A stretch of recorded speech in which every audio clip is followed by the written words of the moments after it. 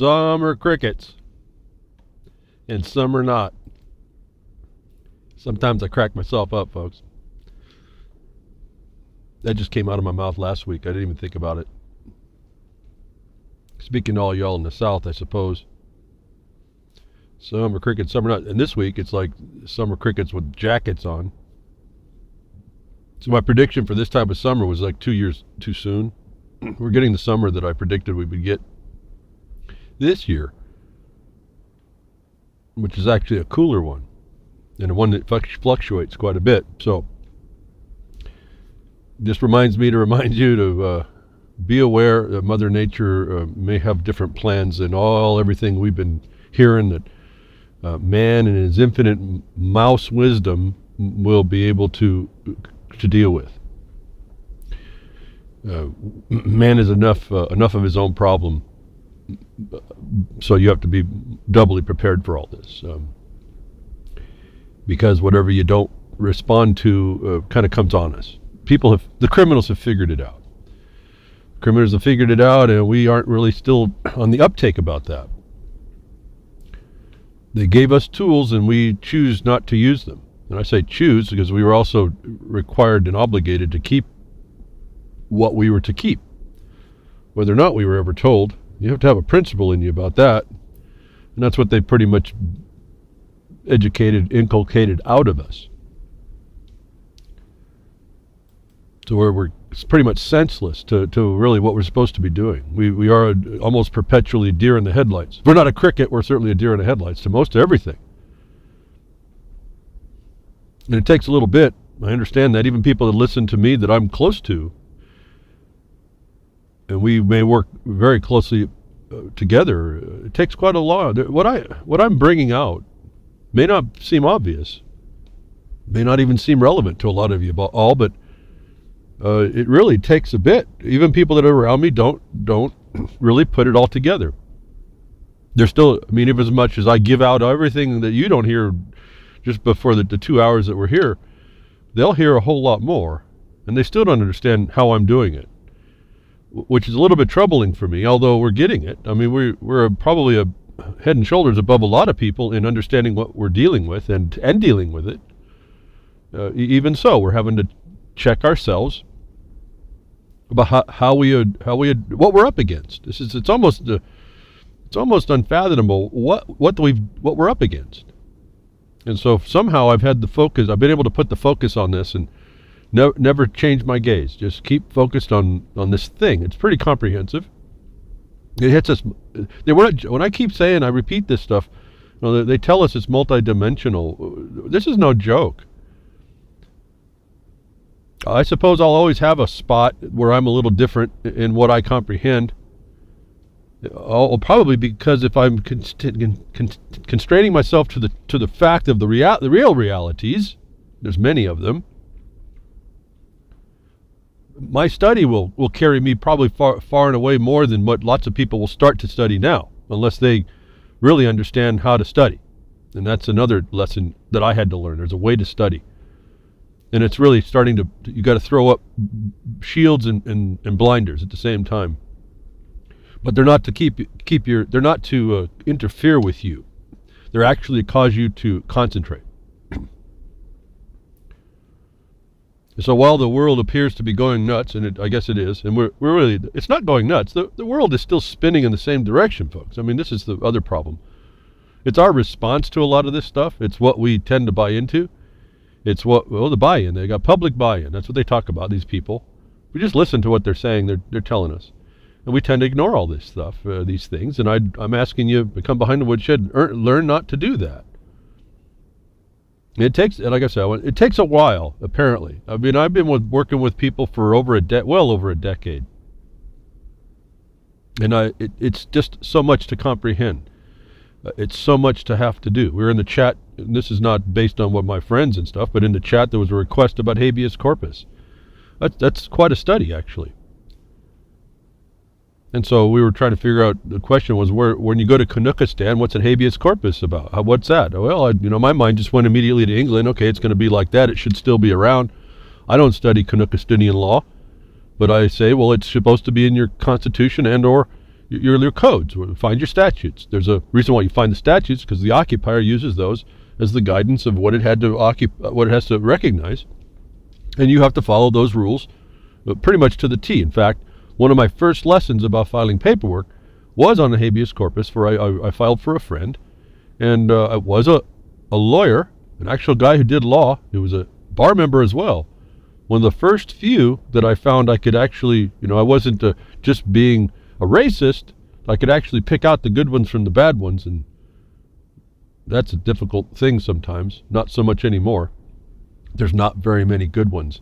That's why I call them attorneys when they're no good, and they're lawyers. They actually do law when they're good ones. So I found a good one, and he showed me what I didn't understand in the legal system about using their statutes. In fact, I'd done okay for my first habeas petition, but what I didn't understand is that there's no time in the courts for justice, and they just kind of go down, and they also have liabilities, so they have their bench book, and they follow their bench book based on what the legislature has laid out for them. And if you don't have all the elements in order of how they're supposed to be dealt with, when the so-called judge comes across the first one that's out of order, he's likely to toss your application. And so he showed me how to reorder what I had already had there, and I reordered it to the statute. In other words, why you have to go to the statute. It's the communication. That's the form of your application, actually. You don't have to have a form. The form is directed by the legislature most times. It is in the United States of America, that's for sure. And you fill the form out. You fill out the form to the legislative requirements, and then you submit it. Now, there's some other things you have to study about habeas and the federal and the state low levels, and if whether or not that's in Canuckistinian terms as well, I don't know. You just research for that. It's there. And so the point is that there's a lot behind what you have to do to talk formally to these people, but it's not that hard. And once you figure it out, once I figured it out, I reordered and this is where computers become they become your friend beyond any other problem that you might have with them. I was able to take the text of my first application, reorder it by reading through the statute on how it stated it should be presented, and I resubmitted that with the reordered, same material, just reordered. It had already been turned down once, and I got that put in, and put it in late. It took me a half a day to get it together, a few hours. Just after I got talking with the lawyer, I went home and worked on it, got it, had to run quite a long distance to go get it filed in the court right before the court closed. And by that night, it was right before 5, and by that night, actually it was in the next morning. And we found out this afterwards, they'll release you at the worst opportunity. They'll release you when there's really nothing going on, like 2 in the morning. My friend gets popped out of jail. There was another lesson we learned about habeas, was that they pop you out of jail when they really don't have a cause, because they don't have to come in and argue. It's a lot of money, a lot of time to come and argue these things. And when they pop you out of jail, then that habeas goes moot, because it's only relevant to release you. And so you learn a lot about doing. See, if you just do this stuff, look and listen very carefully and proceed along, you'll start to get the experience that you need. That I can't even begin to tell you that I may always be just ahead of the next guy that hasn't been through that. And so I have my little place that I play for you all here, that may, over these times, even though I see lots of people have listened and worked this thing through, they don't have the depth that I bring. So, not to put me on a pedestal, I'm just telling you that it's possible to learn a lot if you just go ahead and dedicate your time to learning a lot and experiencing as much. And I've learned that you don't have to get yourself in trouble experiencing. And so that's what I direct you to try. But there's methods in the courts that, and again, there's also the problem of the theory that the habeas has been eliminated. And I don't even know why I'm talking about all this right now, except that it's these processes of experience are very important, and your knowledge never ends here. The problem for us is we're coming late to this crime, the crime scene, and we're finding out we're the victim of it, and so we have multiple roles to start to function in very quickly. And so, like I said, I'm already off my my tabs here. But let's get back to that. I guess I'm just saying it's time. You really have to put some time in reading. The more you read, the more you'll start understanding. You'll see what I'm saying. You'll understand more of what I'm saying, I'm sure, and I'm clear about that. And I keep looking around. I don't find many people that do what I do here, and I hear a lot of people that don't appreciate it, but I also understand that's the condition of us. I mean, I certainly don't take it personal. My feeling, if it's a sadness or a frustration, it's all for all you all. I mean, it's all for all of us, but all you all, because I realized how powerful it was for me to start getting the reality down, and how almost overwhelming it seems when you look at you're infiltrated and surrounded, that these people have snuck up around us. It's pretty phenomenal, but it's empowering nonetheless. And so I found out that because we were blind to their transparency, once you have those eyes to see, or the ears to hear, or whatever, however you want to define it, you can out them. You get the glasses, you get the decoder ring, whatever it is you develop for yourself to identify the altered reality that they've presented for you for acceptance, or the one that they force on you because you don't reject it, I guess is a better word than resist. Then they win. This is again, and I haven't made that rule. We were all kind of born into this problem. This is the problem of our fallen nature, I suppose, and we're not fixing that. So as long as we're not fixing that, and I don't see any way to fix it, because each one of us has to make that decision. You're always going to have the guy that's wired just a little bit different. And you see all these ingredients that they now put on us that are supposed legalized requirements and mandates that we have to become subject to, whether it's what you want to talk about, chemtrails or chemistry or whatever they're doing, living by chemistry. We're supposed to have a better life through chemistry when I was growing up, and boy, what a lie that ended up starting to be. They took advantage of that one, didn't they? And so they have all these things that give us to us, and it interferes with our ability to respond. And again, you can just see that may sound more of a paranoia, but it seems relatively plausible, if not provable, that that's what's going on. As we have now, school suspends all vaccines after multiple students started collapsing after their shots. A direct relation to a vaccine shot in a UK boys' school, where the boys are fainting and collapsing right after their shots. To give you the warning, folks, this is they don't care about you. They care about the herd and keeping the herd controlled. And can't even tell you what these boys might be suffering in the future. It hasn't been yet that they've passed out and come back without some major problems. So word to the wise here for all y'all, and those of you that might be in California, where the mandates are, and I think there's another couple other states, they're mandating these vaccines. You need to step up and you need to argue that these things are not safe, and I would just suggest that you can go right to their product insert to start there. In other words, that's not your opinion. You just go right from the people who make the statements. I'm finding that's so much more powerful. I don't have to worry about how I sound a lot of times as far as the law. I don't have to espouse so much like I know what I do, and all these people I hear on the internet and on the broadcast saying how much they know about all the law and the acts of Congress and all this other stuff. I just go to the current statutes and find out, hey, this is what you need, and I go over and I find it, and I bring in the fact of what's going on, contrary to what they want to press. And I've been so much more successful. Even though it's slow, I've been more successful that way, and in helping people, they've been more successful than any other thing I've found. And so until I see some ability to do better than what we're doing, I'm going to hold to what we have proven for ourselves, and why I keep coming every week to try and give you the insights. Like I said, we're beyond media here behind Woodshed. This is not talking about the news. This is about telling you this is the notice of what they're telling you, and I'm telling you that it gives you the opportunity now to use as evidence to stop the harm against you if you find the subject matter appealing to you. I say it that way because if you don't find a subject matter that you have passion for, I've said this before, it's always consistently, I just hear myself talking as I tell you, coming out of my mind without a plan. I just tell you this stuff, and I find myself repeating myself over and over. Out of the blue, I'm coming up with the same stuff over and over for what you have to do. Why? Because it's experiential and it's working that way. I find it works. It's not my opinion that it works. That if you don't find something that you have a passion to do, they're going to easily knock you off of your position. Easy.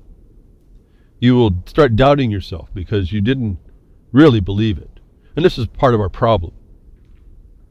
And now they've got it so spread out that's why I say just pick something, folks. This is a target-rich environment. Just pick something and engage it. Don't keep thinking that you need to know so much. There's so much you learn by doing beyond. Start something easy and work your way in if you're that afraid, but work your way into doing something. If you this medical crime being committed against the little ones and now adults in California, in other states, the crickets can't even match this, folks. I mean, this is really I use this as a euphemism, this cricket thing, but this is a serious matter. They're hurting. They don't care that they hurt little ones. And I didn't get it. I have I follow and have a follower called Hans Grun on Twitter, and I didn't get to go over to it. I noticed it was 2 hours. I don't have that kind of time yet. That I didn't have that time this week. And he shows that there's I guess a documentary. It's about 2 hours long. It shows that in the minimum, folks, in the minimum, the chemicals that they inject into us, whatever you want to call them, whether they're biochemicals or pharma or chemical, whatever, maybe even your food, folks. This is how it works. Remember the immediate epigenetic damage that's caused and alterations that go on immediately. In the minimum, these vaccines are causing ticks, and I don't mean the little vermin parasite. I'm not talking about a politician either. I'm talking about these body responses, these involuntary body responses that just the first few minutes, I actually couldn't really watch it, on top of the fact I didn't have the time. I just want to strangle somebody. That people in government would take such an authority as to say, you're going to give your little ones these things, and we are okay with the psychological and or physical damage that we are going to do. Notwithstanding, the theory is not proven that they're doing it under, like all these do-gooder theories. They can't leave well enough alone. So, word to the wise, folks. There's another report. You'll get this in the blogcaster. And I almost forgot. I just remembered. I believe this is, for those of you on past cast, it's BTWRLM170, I believe. BTW, I should say. BTWRLM170, I believe is where we are. And anyway, so it's just, I think about these, the video, I just can't tell you how just angers me. And there's really not much more I can go there with. So I have to back off a bit, just know and say, folks, any of you that are into this, and that's what your passion is, take that on. I went into somewhere else, so I don't have the time or the focus. I would just any of these things, I would just bring the same experience I have in addressing it to any subject matter. So that's what I tell you about. I tell you about what we do in one area is workable for you in almost all other areas. And I have to put almost because we just don't know, where it might not work yet because we haven't reached there yet. There's not enough of us finding our problems. And there hasn't been, listen, we're not so stupid that they make us out to be, that we can't figure out a way around their stupidity, their insanity, their psychopathy, their criminality, folks. Whether or not you want to acknowledge it, it just came through an email through a friend of mine. We live in a hellhole, whatever town and county you live in. They'll deny it. People will deny it. The system will use that hellhole they've created in order to get you to pay more taxes, to get more. So when they put more, they can now say they've arrested more crime because they're actually making the crime. They are the criminals. These are money laundering machines that they're doing. And I won't go. I've already touched a little bit about that. Essentially, I would say, based on a default judgment rule, we've proven that again, as I told you before. No answer. You go to the judges and you say you're committing money laundering. Here's the statutes, which you just done. You've done it as a felon. Now answer for yourself, and they can't, and they don't. Then we go on and say, well, now you show yourself worthy of a warrant to do what you're doing in the capacity you're doing it for the purpose you're doing it. And that's more the quo warranto that is a requirement to respond to. And when they don't answer, they've committed literally a confession by silence that they have no warrant in law. So I don't speak from even my opinion, hardly ever. I may start with an opinion. Okay, do we want to go here? And I think this is how it works. And then we perfect that. When it comes to them not responding to a paper, that they have the duty, that you can show they have the duty. And typically it's through the oath of office. However fictional all this is, folks, understand this. However fictional all this is, we can use that because they use it. And that's the objective basis. You both agree that they have an oath. That oath says they have a duty. That duty means that they have liabilities and culpabilities if they don't do certain things right, and that's what you bring to bear. And when they fail to answer on a duty to respond where their warrant in law was to act, they've confessed that they have no warrant. That's felony to start with. If not, in my view, it's treason, because it's when you see what they're doing, they're subverting your laws for as much as everybody wants to run away from them. I've learned at least as I've told you, the foundational land laws, the laws of the soil, and the progeny from that, the so-called bundle of rights that even the Bar Association has euphemistically reduced it all to. We can cut through that pretty quick. But that's the point. You end up learning how to cut through it real quick because you started doing the research. You end up finding out how to prove the very same thing here. Prove. Here's just one more evidence for those of you doing the vaccine trail. You got little ones or grandkids or whatever. You got ones coming up that you want, maybe family you want to have, and you realize you're going to be walking into this wall. I'm asking you, don't walk into it blind. Don't walk into it saying la, la, la, la, la. Stop singing to yourself and get to business. This is what the requirements are right now. I don't know about someone who puts themselves away somewhere and decides that's enough for them. I guess that's okay. I haven't made that decision. I still have to function in the world at some point, so I'm not accepting of too much more. After I see, I mean, really, folks, when you watch these people and they're making crime, why do you accept that? Why? I mean, I don't get it. I really don't get it. And I don't have that many people to talk with. I mean, I can't imagine it's me that's the lunatic here, really. Again, I mean, I understand that if you want to live in a society, there's a duty to yourselves and a respect to yourself, and you start seeing people being criminals, you have to call that out, particularly if they're in the seat of power, so-called. And you've known now over the years, I've been able to take that so-called seat of power and just use it as a noose.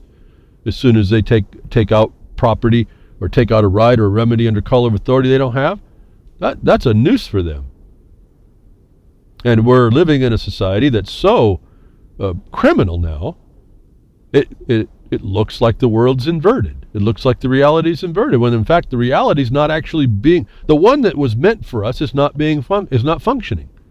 And that was on us. So students are falling fainting away. They're trying to play it down. I just wanted you to know about it. Kind of like your airbags blowing up in your face. You know, again, they get away with all this until they can't, and that should tell you a lot. Here's another thing that you might want to be worried about a bit. Not worried, but concerned enough to pay attention to. Our science and technology, the technocrats working our lives. And I guess I have to tell you, this one of these machines I used to help for me. I had my back surgery a long time back, and that went pretty well. Needed one of these machines. Although I do remember now a little question, and that kind of caused me to think about this next report. Now you got to be careful of what they do, how they go about making decisions for you, and what your advice is. It's not just good enough really to get a second opinion when the technology they're using is potentially faulty and based on what? Programs, software, algorithms, and all that. This is the technocracy failure that we put our lives in their hands over. fMRI bugs could upend years of research. A whole pile of this is how your brain looks like on fMRI-based science has been potentially invalidated because someone finally got around to checking the data. The problem is simple. To get from the high-resolution magnetic resonance imaging scan of the brain to a scientific conclusion, the brain is divided into tiny voxels. V as in Victor, voxels. Software, rather than humans, then scans the voxel looking for clusters. When you see the claim that science scientists know when you're about to move an arm, these images prove it, then you're interpreting what they're told by the statistical software. Now, boffins from Sweden and the UK have cast doubt on the quality of the science because of the problems with the statistical software. It produces way too many false positives. So you have to know this, folks. For my case, I guess it was okay. They ended up dealing with something that wasn't so detrimental. It wasn't in my brain. It had to do with my back. And even then, I noticed a question when they got in, even though they supposedly had a view of what they were looking at, the doctor, the surgeon, was completely surprised at how actually more extensive the damage was that I had than the picture gave him. In fact, it was supposed to be a 20-minute operation. It would end up being an hour and a half. So that was a little question, although at the time I was feeling pretty good because, well, okay, they gave me a little bit of the drugs there, right? There was a walk-in, walk-out procedure. So for a few hours, I was completely no pain. The first time in almost 30 years, which was a great deal. So I wasn't worried about the fact that he made a little error there. And since then, it's been fairly fine. So I haven't really thought about it until just now, and I realized, wow, he was unprepared. Even though he was a brain surgeon working on my spinal cord, he was unprepared, and maybe we just saw why. The clusters created by the MRI software did not see the resolution actually that it needed to see. I turned out okay with it. Maybe in your brain it may not. So a word to the wise, again, this is the technocrats working statistical software models and algorithms. Did I say anything different? Did I use hardly any other words different than what you see in what they use for climate change? As one. Do we go on and on? I mean, this is our science. This is scienceology, science pocus, scientism. It's just not, it's not even the study of something with the intent to be studying it. I'm going to hypothesize I know the world and how it works, and that's what I'm going to use to look for all the information that proves that to me. And then I'm going to since I've got the shingle on my wall, I get to tell everybody that's the truth. And that's not good enough, and that hasn't been good enough, but there's license in the government to do so, to say that's okay, that literal crime, that's fraud, but that crime is good enough. So I guess that's the underlying theme you hear all the time here. It really doesn't matter where we go. It doesn't matter where we go. You look at the same, they even use the same method of statistical analysis, and it's all modeled. Remember all the models. Fukushima, folks. I mean, come on. It's over everywhere. Everywhere. We live by this stuff. And nobody steps up and says, wait a minute, you can't do it. I can't say nobody. I guess for me, it's lots of people might be saying things, but they're not really pressing in the right ways. And it's so subtle how to press in the right ways that I don't even know if I can describe the subtlety. And I only get the sense of the subtlety when I'm talking to someone with their problem and they want to go down a path that I know that they were told that they should follow. And I'm listening, and I'm saying to myself, I said, well, that's not actually, I know that's what they're told, but that's not what will get them what they're looking for. And I have to explain how to reframe their condition in order to get it approach it the correct way. This distinction is so subtle, it's missed by so many people. Maybe, again, beyond some inherent culpability in everybody to not want to, there's still this subtlety when you do want to. And I know I'm working with a lot of people that do want to, so this subtlety's there about us not approaching our problems quite right. And I will hope, please don't take that as an arrogant statement. That's not meant in that way, nor as judgment. It is just what we find. I listen to people, and I said, let me frame this question this way. And when I do that, and they see it, it's not that we're all dumb, is that when we get it worked out better, we see better, we hear better, we observe better, we function better, we do better. And it's the change, the subtle shift is enough. It's like a sniper targeting. You made it just a little bit at the way you point the gun. By the time it goes down a mile, it's just not going to hit the target. That's how subtle this what I'm saying behind the woodshed is. And this is even with people that I work with for a long time. So I have to appreciate that in a way. This really isn't, I'm not saying it's hard, but it's not so easy. I guess the point is that you really have to be intent to to do what you want to do, and why it's so important to find something that really kind of torques you just the wrong way.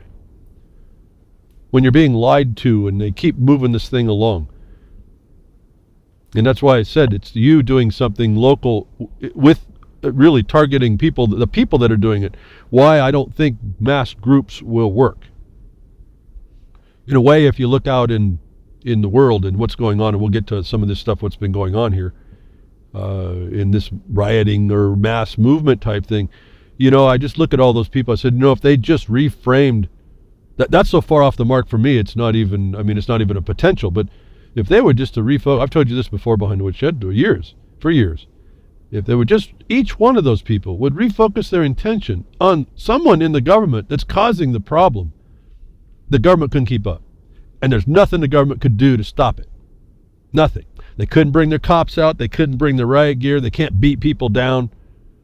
Now, they'll do probably here and there, but y'all coming in at thousands of people from different directions on your principal violation and issue. Don't be saying the same old phrase. Come up with a new one for yourself that violates you. Say it the way it violates you, and then go address that. 10,000 people in mass doing that inside the system couldn't keep up. And you start turning around and doing the tools that I'm looking at doing, and not looking at doing, that we do. We put the heat of that law that we can't see working yet on them. And we put the magnifying glass on them individually, whether it's officially or privately, folks. Not you get them both. You just get them both. You put the sweat on the back of their neck. You overwhelm their attorneyship, their house attorneys, that they can't even keep up with y'all. When you're on point, they can't. And so I look at a lot of things that are going on. We're told en masse that they're doing mass crime, and we don't respond. We go out and we go in the street with a sign, and we bring ourselves susceptible to the military consequence. Instead of being an individual, guerrilla tactics inside the system, running from office to office, becoming a hard target to hit on points, on positions that can't be touched by their response. No tool they have can respond to you. It just seems like a whole better way to fight this war. Again, the evolutionary engagement. You're coming here not to learn the news. You're coming here to become situationally aware. What's on the top of the blogcaster? It's situationally aware, evolutionary engagement. I've been saying this for years. This is not the news here behind the Woodshed. I'll talk about the news. It's the notice. It's giving us something to try and do. Something to be aware. It's not about we point out we understood and accepted, or understood and expected that the government would not check itself. But you know what? As soon as you lose that expectation that it would, and you don't go force them to do what their inherent duty was, you abandon it. They don't have to. It doesn't mean because you do, you win. What it does is now you've set the foundation. Now you got the pressure on them, and they can't escape. We're finding this all over. In fact, I just thought about it. This happened to look at it the other night, or last night. The lawsuit that I keep talking about. This is our 3rd anniversary of that day when we filed that suit. It was the day after it, actually. So it's been 3 years, and we're still working on it. But every time we place that case, the default on that, the people that are in the seats of power have no power. They're having a lot of trouble with this and us. And then what we've done from there, extrapolate from what that meant. Jefferson Mining District versus Kidshopper, what that meant, what that case meant, what it hit, what it targeted, the underlying problem of our problems, and who done it and who's doing it, has been a really large foundation. It's in a way, I don't want to, for myself, because I'm saying it, I was a party to it, I don't want to make it sound like I'm aggrandizing it too much. But it's probably one of the biggest cases. What it means is one of the biggest court cases you'll ever understand. That no one understands, that no one even utilizes. That you bring this forward, this point, you hit him right between the eyes. The guy that's done it, you hit him. You don't do it as a systemic thing. You hit them in an official capacity on their oath, and this is just a generality because there's lots of things you have to look at. And then you hit them privately for not doing what they should have done and using that office for their private gain. They have no answer for it, folks. And they rely on the system. You expose the system for its organized criminal structure. And so it's a work to keep on corralling that up. And it's very much more difficult, although it's the same amount of work individually, but to end it by yourself is very much more difficult. But we have a handful of us that continue on our foundation, waiting for others to show up to do it like that. 10,000 people out in the street. I think I heard Atlanta was doing that in the riots over the killing down there in the South. Whatever that justification or not, or whatever they want to make that story up. Boy, what could I do with a 10,000 man or woman army? It just boggles my mind. So we're told about all this stuff. We're told about the information that we should be responding to, and we don't. And when we do respond, we respond in the ways that the system is already set up to handle. So we got these technocrats. This is now, don't ever forget, I'm always kind of talking in two modes, local and global. Because this is an overarching technocratic world. I keep pointing to you all these digital things, all this information. We know the underpinnings of military. We know that the consequence of military is economy, if I can say it that way. I guess it's economic to go kill other people. And it creates some kind of a flow of material and so-called money. Makes everybody important. But we tend to not respond to very important matters that come out, even though we expected nothing more than we got out of the system. And the problem is we're now not expecting much out of the system. And I'm saying we need to expect much out of the system, as much as they owe us. And don't allow them to consider us the serf, slave, citizen, beast of burden, human resource. I'm going to move over now. Vaccines. Remember the WHO, not the rock group or the OWL, but the WHO, World Health Organization, is the broker for pharma and big vaccines. This is the UK I was talking here. So we have big pharma, big bio, all this stuff, international, multinational. So we're always kind of talking in an international sense here as well as we are local, because that's where it affects us. So I want to keep the idea that we have technocrats, global technocrats, and we're finding out when people look into the data, finally look into it, the statistics and the simulations and the models in fact, I haven't found one that holds up, not one.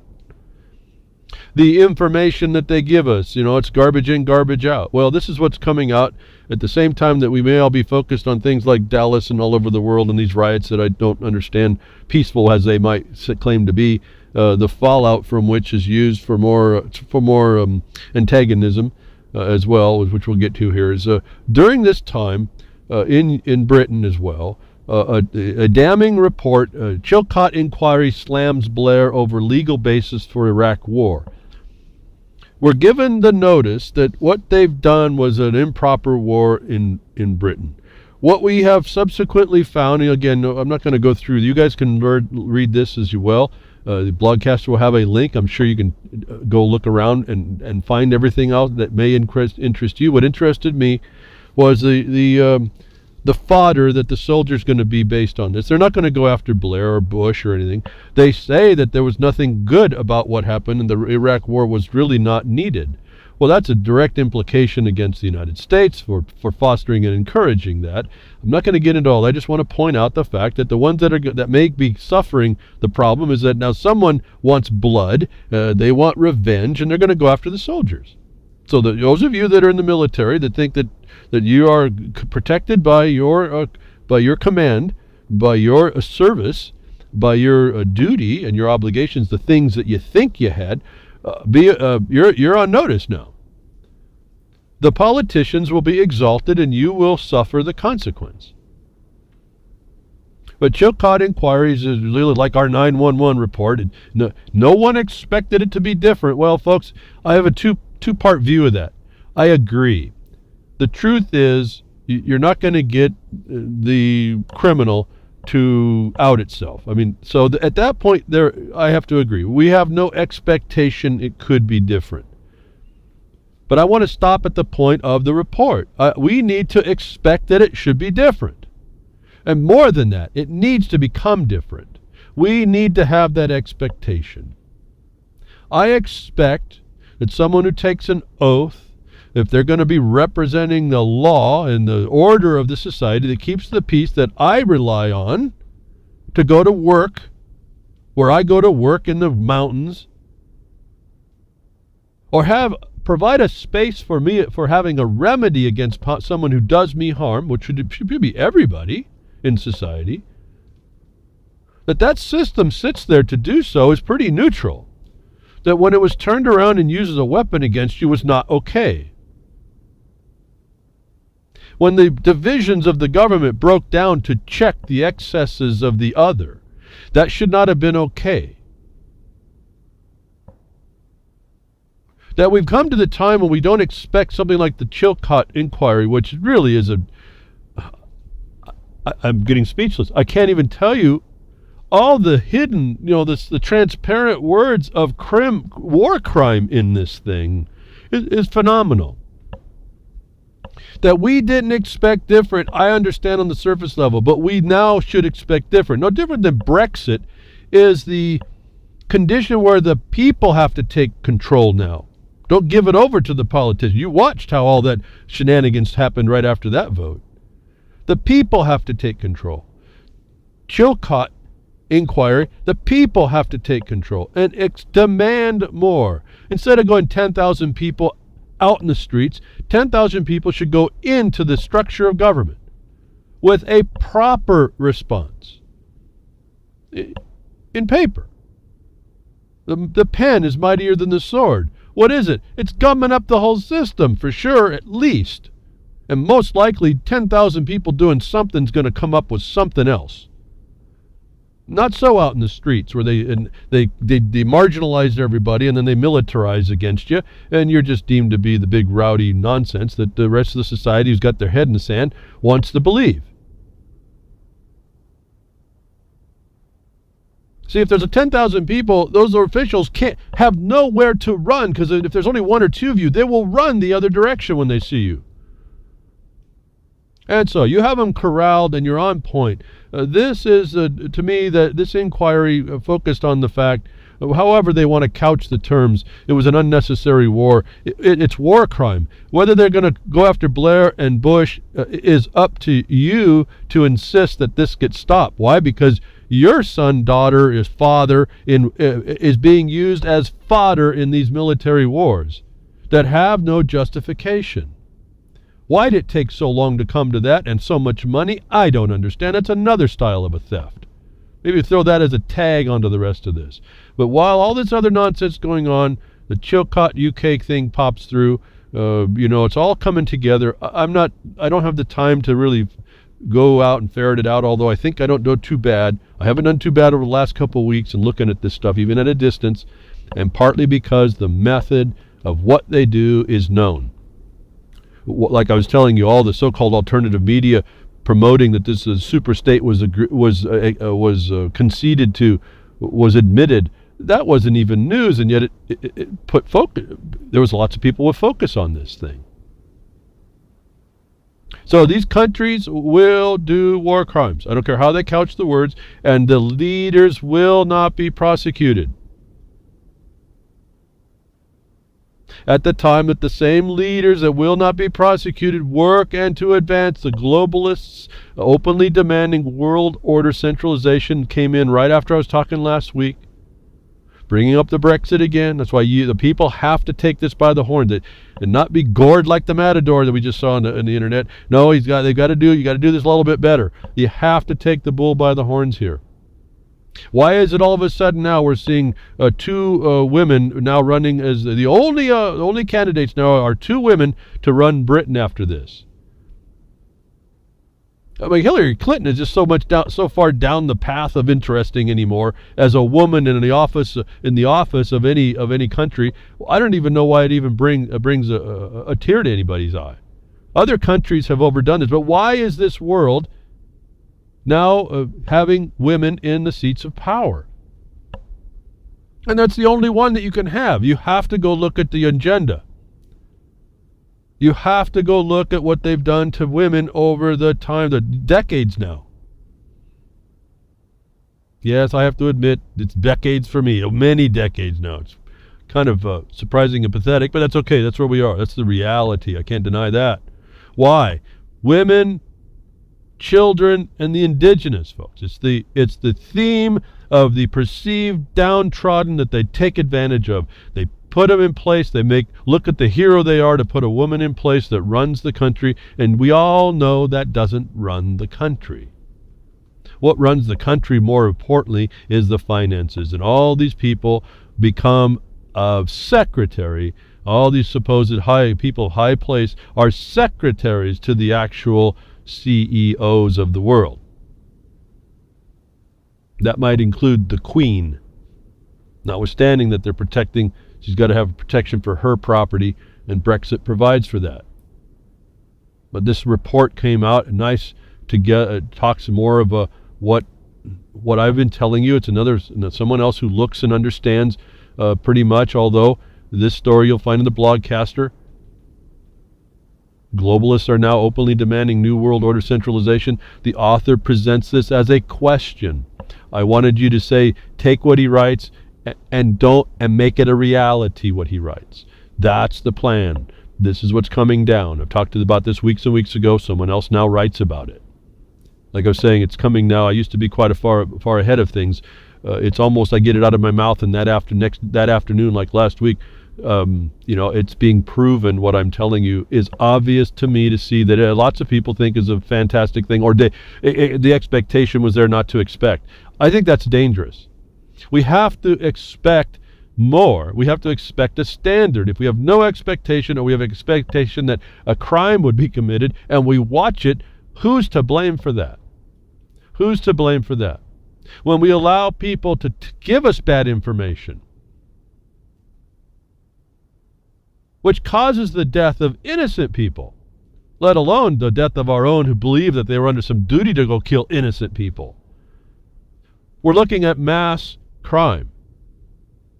War crime, big time. But since you live in a world of war, that's the norm, you think. And we don't expect that there should be different. I'm asking us to expect different. I expect different.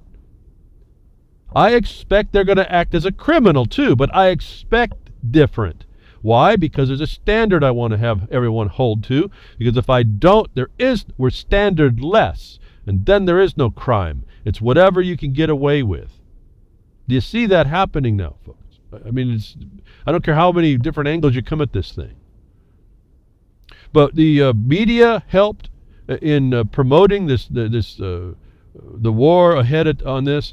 We have another warning coming, folks. I talked to you about nuclear war and the setup of all this and what the United States is doing in NATO and the very real potential. Along all these decades, I was brought up in the time and see the flash and hit the floor or whatever the heck it was, duck and cover or whatever all. That's the terror they were throwing on us when I was a little one coming in. Now that kind of lost after a while you kind of it loses its importance because really you realize nothing's going on and still you don't have the mind to pick it all up. So that can be clearly looked at as propaganda to condition the people, and they did a good job. Although at some point, I don't know if anybody saw a flash if they would duck and cover anymore. They would just look at the pretty light. Oh, it's a UFO. Right before their skin blows off. And so that was all these nuclear threats were all really managed catastrophes, weren't they? Just going on. Now, I told you the media, I told you they're telling us lies, and then this little story came out. I don't know if many people have covered it, but it kind of stopped me in my tracks. This guy Putin, he's a double-edged sword. But there's one thing that he just did that I don't think many people got covered. That's in a video. You can hear him say it. You can watch his eyes. I think this article that that did come together is a little bit over the top. The title is "Putin Loses It, Warns Journalists of War." I don't think Putin lost it at all. I think this is a little bit over-exaggerated, but the video is with the link. And I also have the original link from RT. The president of Russia is telling the journalists quite a bit. I'm only going to read a part of this because it's printed for me. I can just read this off. But to set this up, he's talking about how the West has lied about the Iran deal, talking about nuclear power, nuclear war, nuclear missiles, and all these things. And he comes in and then he changes over to what's happening in NATO and putting those missile installations in. And he explains how those missile installations are known to them to be on a schedule of improvement to double their range and capacity to some point in the future, they also know, is going to be going to nuclear capacities. The United States and NATO are putting in nuclear missile systems right now that we aren't being told about. And this guy comes out, the president, Putin comes out to tell the journalists, you are just repeating what you're told by Western media. With regard to the nuclear threat, he says, and quote, we know year by year what's going to happen, and they know that we know. It's only you that they tell tales to, and you buy it and spread it to the citizens of your countries. You people in turn do not feel a sense of impending danger. This is what worries me. How do you not understand that the world is being pulled in an irreversible direction? While they pretend that nothing is going on, I don't know how to get through to you anymore. Now that last sentence just chilled me. I don't know how to get through to you anymore. This is somebody who's in a very important place, telling them essentially he's about throwing his hands up on getting information out about the skullduggery they already know is going on, that's why they're responding. I don't think this is some reverse propaganda. Why? Because we watch what the United States and NATO is doing. We watch, they want to blame Putin, but his nation is surrounded by NATO. What NATO's doing all over the world anymore, I don't know, actually. But this is what that country's responding to. I would have to ask you to put yourself in their place. Put yourself in the place of Russia, and you have this, biggest, baddest military in the world through a surrogate, smaller brother surrounding your nation. Putting in systems you know are nuclear capable. And this guy's going to the media and said, no different than what you've done in all other things, which brought us 9/11 and brought us the Iraq War and brought us the war against Syria and allowed the shock and awe and all that nonsense. And now Chilcot's story tells us that was the fact, that England didn't need to engage. They had a lot of other options, peaceful ones, folks. That we see that the peaceful option is not the one that's chosen first. That this president of this nation is telling the journalists, I've been telling you, we're trying to tell you what's going on. You're telling your people things that they don't find important enough to worry about, and that worries him. And his statement that I don't know how to get through to you anymore is really, to me, I don't know about you, it's just chilling. That one sentence. Where are you when, as a president of a country, trying to explain to people your side of the story, that you see complete lies being told through this intermediator called journalists, that you are about to throw your hands up? I want you to consider that, folks. This guy is about to throw his hands up. I'm not saying he's going to act. I'm saying that at some point he shuts up. And then you're subject to all the rulers in the Zio West doing what they're going to do. See, he starts going into a place where he's going to protect his nation at any cost. These Russians are that way, and I don't denounce anything about that. You're going to defend yourself or you're not. The United States of America, Americans don't do that. And I say that sadly, but in all truth. We have not defended ourselves from the infiltration that's that come in and surrounds us and destroys us every day. We aren't as respectful to ourselves as Putin is to the journalists to tell them, you better pay attention to this. I think it's relevant myself. I told you weeks and weeks ago that this was going to come to a nuclear response. These neocons want it. I don't know why they are. The psychopath is who they are. I don't know how they continue to be in power, but they are. And they're calling the shots because there's no voice against it. There's no voice against the crime. So you are living by the silence that you allow. The crickets will win.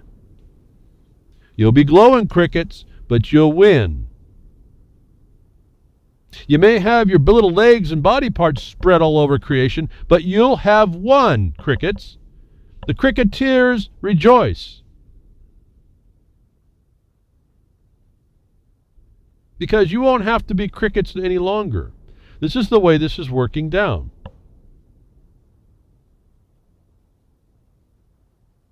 I almost feel a sense of that for myself periodically. I go, what else can I tell you folks? I don't know what else to do. I don't know what else to say. And yet I come every week, hoping someone else will get it. Somebody else understands it. And then I just driven by myself when I see that even people that work with me for a long time, there's a different thought process that's required for what we do and what we're going to need to do as people, not just what we do, but everybody.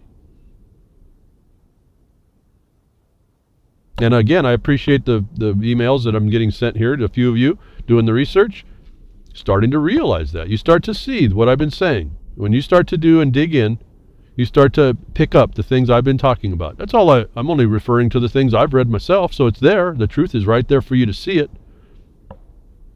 You also recognize it really it interferes with your prior thought process, and you're having to recalculate what's going on around you, doesn't it? I mean, that just happens. So information input, garbage in definitely makes garbage out. When we see even transparent, weak discussions of a problem, we anymore need to be almost hyperactive on it. And this brings me up to the other ongoing lie. And see, remember now, we got this Dallas thing that happened and some other stuff. Remember, Chilcott came out, and then this Clinton thing happened with the FBI, and then the Dallas. It's almost inseparable now why they're doing that. I'm hoping we move back from Dallas and that scripted thing, what appears to be a scripted thing, back into the reality that we're going to be ruled by people that have this war cartel mentality, that could care less, that are above the law, that creates a condition of the tyrants versus the serfs. For all y'all that think you have your rights and think your Second Amendment will protect you, yeah, it protects you as long as it sits on the paper, right? That it just sits there as a shield to stop all this nonsense, and it doesn't matter that Second Amendment's down there. You see all this nonsense, and you still follow the Second Amendment. How helpful has that been, if that's where you want to go? And I've told you I'm advocating a little bit against that. At this point, I think we have a better ways to go. In other words, you saw in the Chilcott report, they said that there was peaceful ways to go about what they needed to do. They just didn't choose them.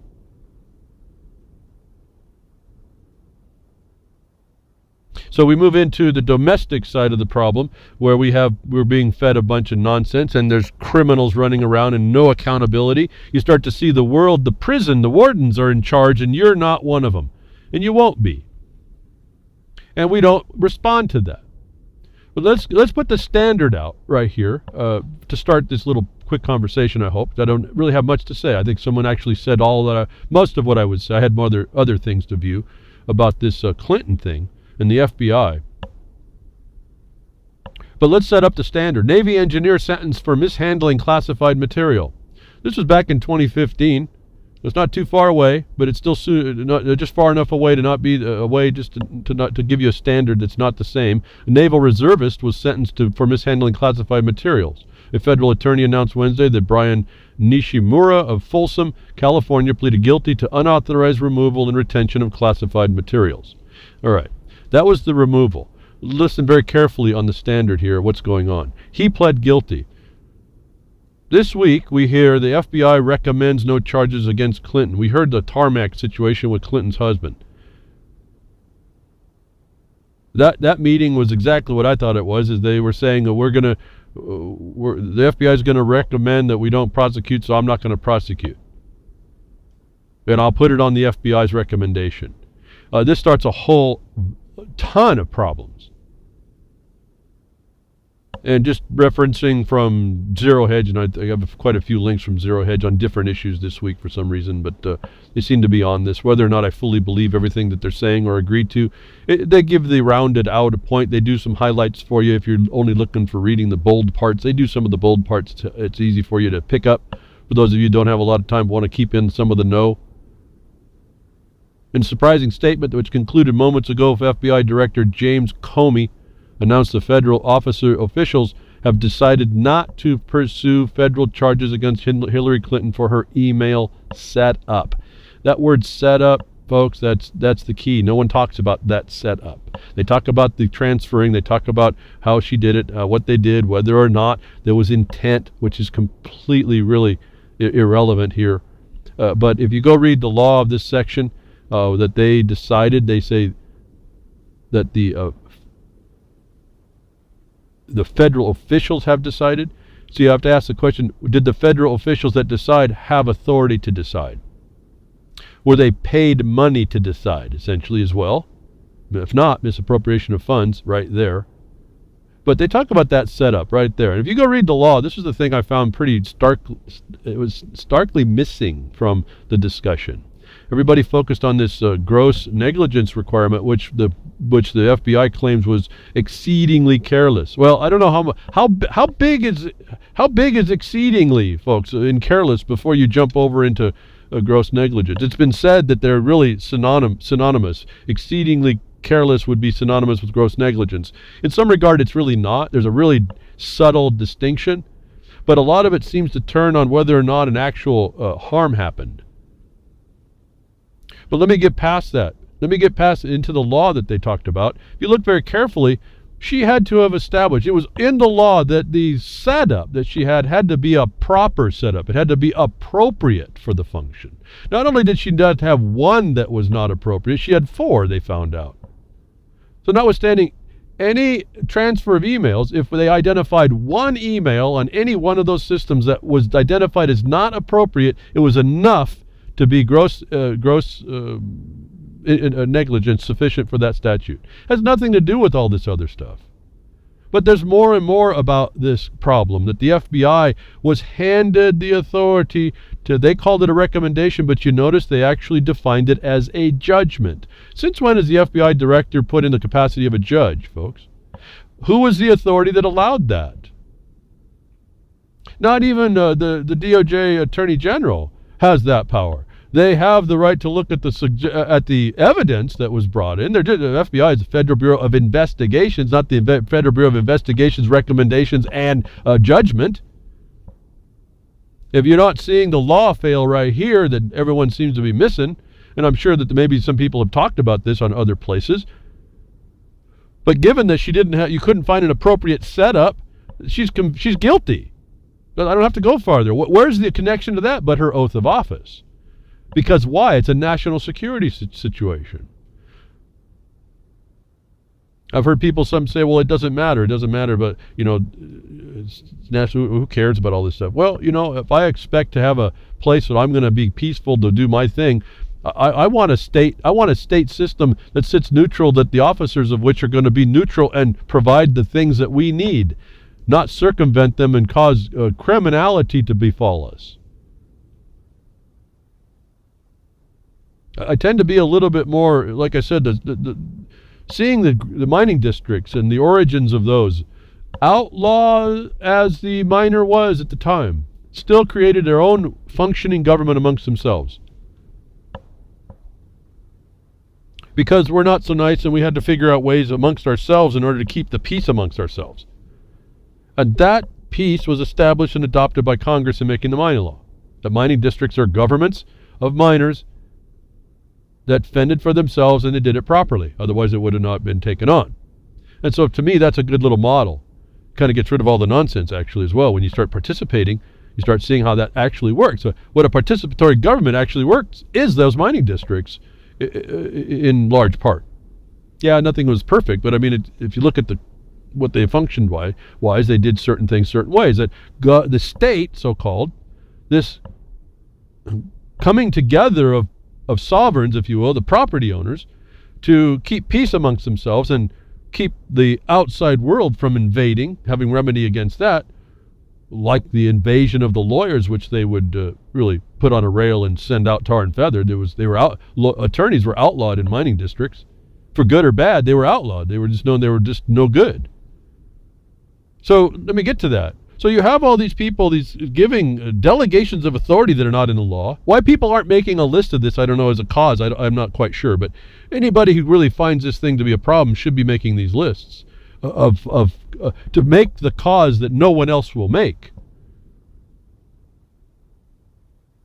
If you look at who these people are, not only are these officials and they're under oath, but remember I told you that we sued in our lawsuit, the third anniversary of which was yesterday.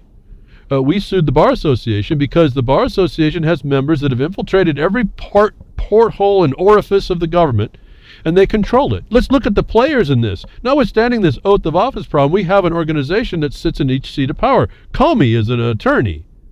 He's a bar member. Clinton is an attorney, bar member. The Attorney General is an attorney, bar member. Bill was a bar member. If you don't think that we are infiltrated by this organized syndicate, I don't know what else to point to you. And they protect their own. Not only do they protect their own we do not bring shame on the brotherhood, they protect it in a military sense. We protect to the security of the military occupying force. At that point, I can't tell you what direction to go. It doesn't matter. They eventuate themselves to an effect. And that's all I'm really looking at. However we get there, we still have the problem, don't we? And we want to focus on the problem. And I've heard a lot of people talking about the analysis of what the FBI, this, that, and the other. I just want to bring to you, if you haven't heard it, to me, I read the law. It says that, well, you have to have a proper place to put this stuff. If they didn't have a proper place, that was her notice, not your notice, her notice that she was supposed to get permission. In other words, those BlackBerry, like President Obama couldn't use his own phone. National Security, the Secret Service said, no, you're going to use the phone we give you. You don't have a right to use your own phone. This is national security stuff. So she was knowingly proceeding outside to make anything private and not given the sanction of a appropriate place, appropriate facility, I think, or proper facility as it states right there in the code. To me, that got rid of all this other nonsense. Now let's get on to the next point. So I know, and I've told you this before, we found out back in 2013 for sure, and we alleged this in our case, that each department of government in this Republican form representative government that we have, whether or not it's functioning that way is, again, our problem, that each department, even though they'll tell you there's supposed to be a separation and independence between the departments, each department has an inherent power to check the other department for excesses.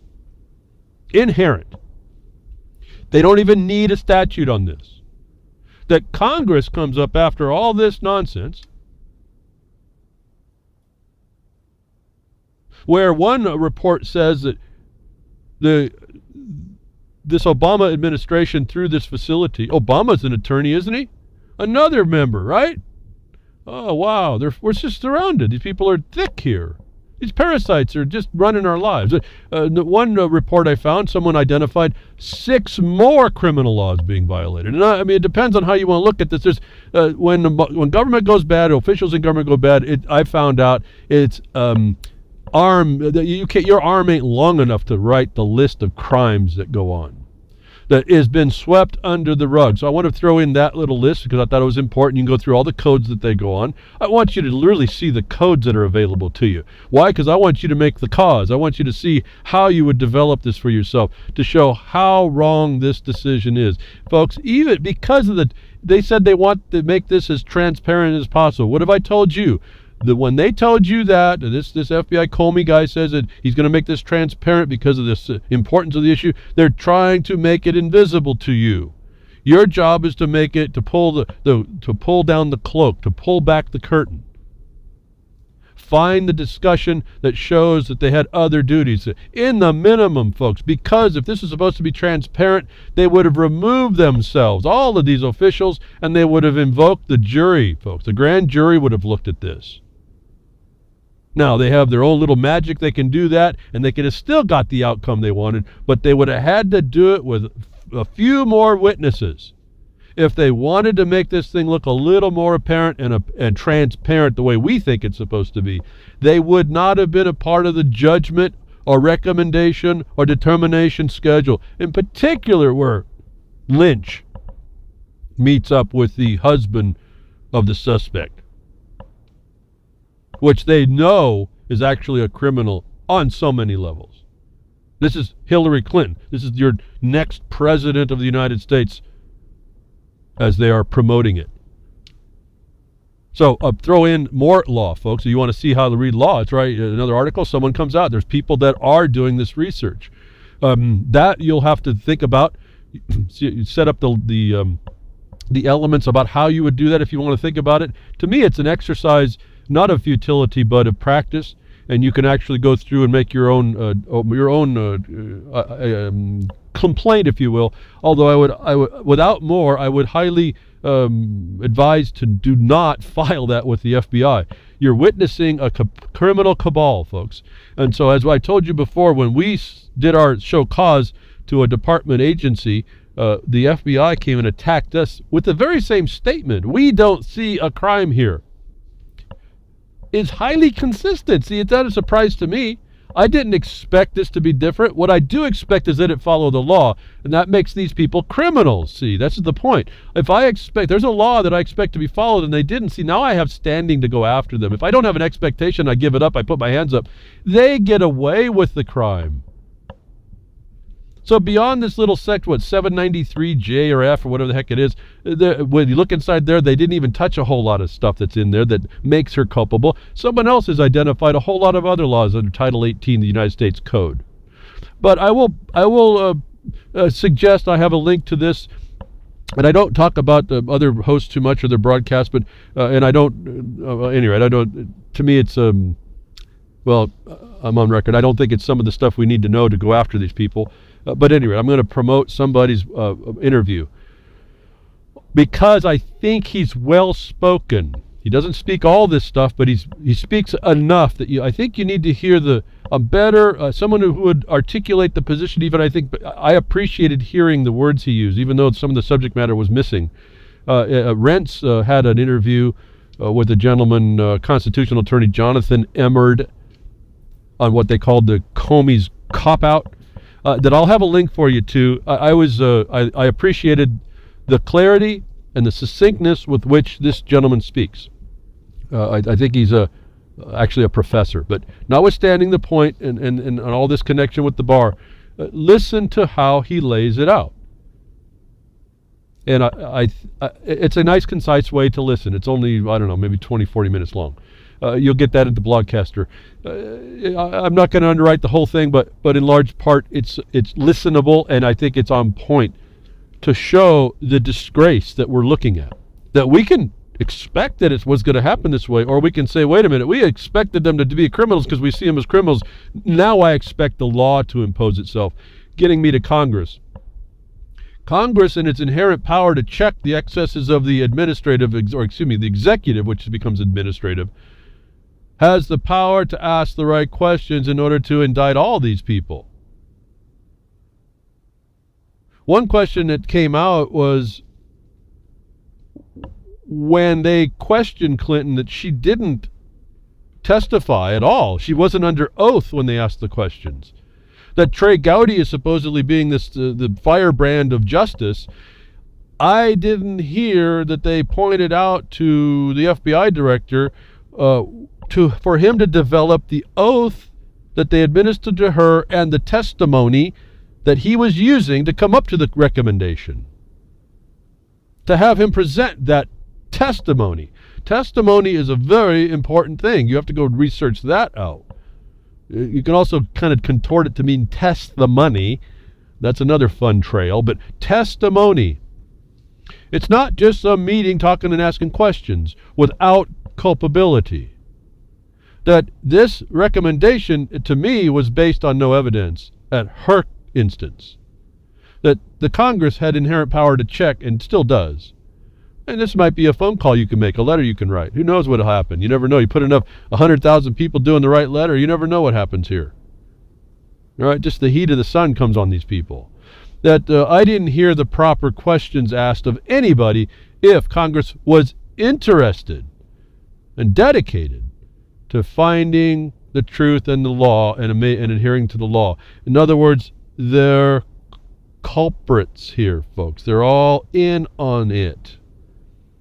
And I told you that if we didn't just kind of know it by an opinion, oh yeah, they're all, the Congress critters and the DC criminals. Yeah, we know how that goes. No, folks, it's a provable fact beyond our opinion.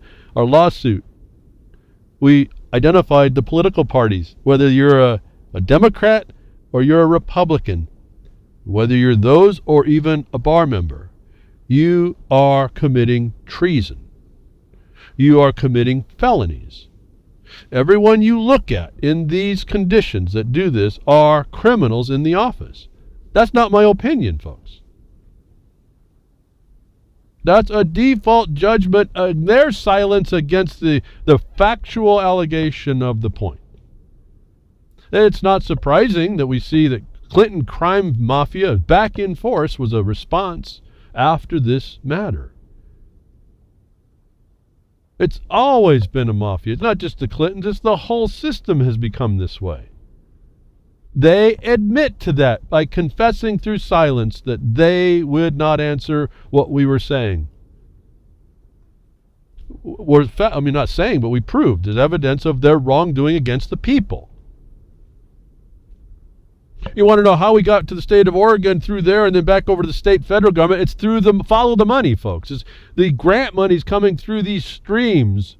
The attack by the feds using money to come after us, and we tried to go after to stop that. All puts all the connections back to Washington and all these players, by all their departments, by their reticence to go do anything that would actually help. Everybody wants to know, well, why don't you make a law? Well, all I want is accountability. I want true accountability. I know they were going to do what they were going to do. I expect them to do the law. Now, how do we bring accountability is the overriding question, which causes most people just to abandon the effort. They'll walk away because there's really not an easy answer to this. All these people, you look at the bar, matter of fact, this one story, mafia crime, they even talk about the disbarment of Clinton.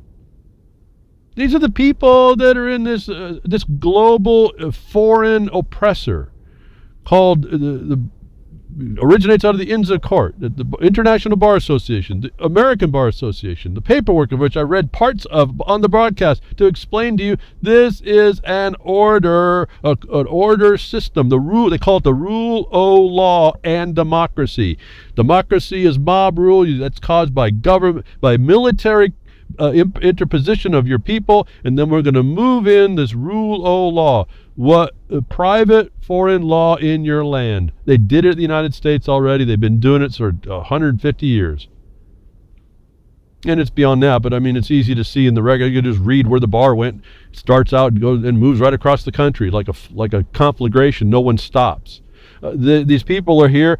All these people are attorneys as well as government officials, and they're Republican or Democrat. See, it doesn't matter. They're all in each other's hip pocket, protecting each other.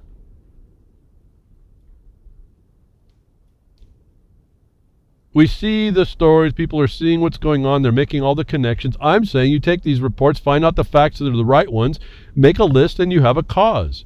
I'm also advising be cautious if you go after them, because what they'll do is they'll turn around and attack you because it's an organized criminal syndicate.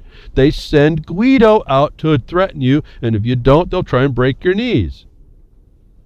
So that's a different problem. We got to get past the failed expectation and then start to expect again. Expect that these people do something that's at least gets closer to what they're supposed to be, at least looks kind of lawful. Why didn't they just give it to the grand jury and then manipulate that in behind the scene? At least do that much. But see, there's another problem going on. They know that the properly pointed, anybody who reads this stuff will see that she has a real problem. Has nothing to do with what they're pointing out to us. Has and all the things that the licenses they took, undelegated authorities they've taken under justifications they can't back up, were not questioned or challenged by either the Congress or you. And so much so arrogant are these people, these bar members, and this occupier, that on the day that the recommendation, so-called, this judgment that's made by the FBI director, he's now your judge, he's now a judge, he's a Supreme Court judge, he's a jury, he's the jury, decided that no reasonable attorney would prosecute. Folks, define the context of reasonable for me, please. If it's an attorney that's protecting the brotherhood, of course, no reasonable one would prosecute, right? What about one that's interested in enforcing law, if that's possible? Now, I don't know if that would be unreasonable. It's certainly not reasonable to the criminal that you attack him. And so, we got these conditional words they always bring out. They're transparent. We can't see what they're doing right in front of our face. They'll do it. On the day that this recommendation comes out, that was all a setup to my mind, presidential seal of approval. Clinton campaigns with the official POTUS seal on a rally that they had that day, that she was not going to be, the notice was not given prosecution, showing to me that they all knew. The presidential seal is on a podium that she's speaking from. This seemed to me to be a payoff, part of the payoff when she wasn't chosen over the unqualified one back in 2008.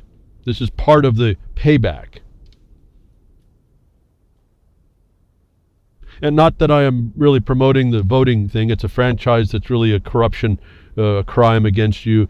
But those of you that are going to vote, you really better start paying attention to all this stuff. And I don't really have an answer to this kind of corruption except to attack the people that are in. Forget the voting, attack the people. You know, a couple million people acting now on the national level, attacking these people. Again, it gums up the system at minimum. It certainly makes a noise, bigger than that can be denied. But President Obama offers his presidential seal that she can stand behind. You may not think like it's a lot, but this is very powerful imagery. You're really not supposed to do that at all. There's a protocol that's completely violated here. Again, he's the unqualified one, the unwon. So you see the criminality, doesn't matter, they don't care. Whatever is the next thing to impress enough people to keep their power structure. So we have this catastrophe, this travesty in the United States of America regarding this woman. Not heavy on the woman. It could be any official, but happens to be a woman here, who really is... Again, I don't even know what names to call something this evil. And a system, the cartel around it, that protects this evil, which is evil in itself. It doesn't stop. That we are crickets to.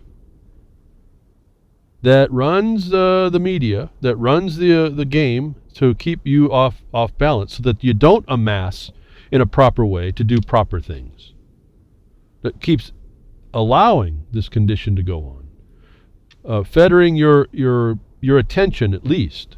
And I have to admit, to do the broadcast, I have to kind of be on touch of some of this. I have to take some time pay attention to this in order to restate some things.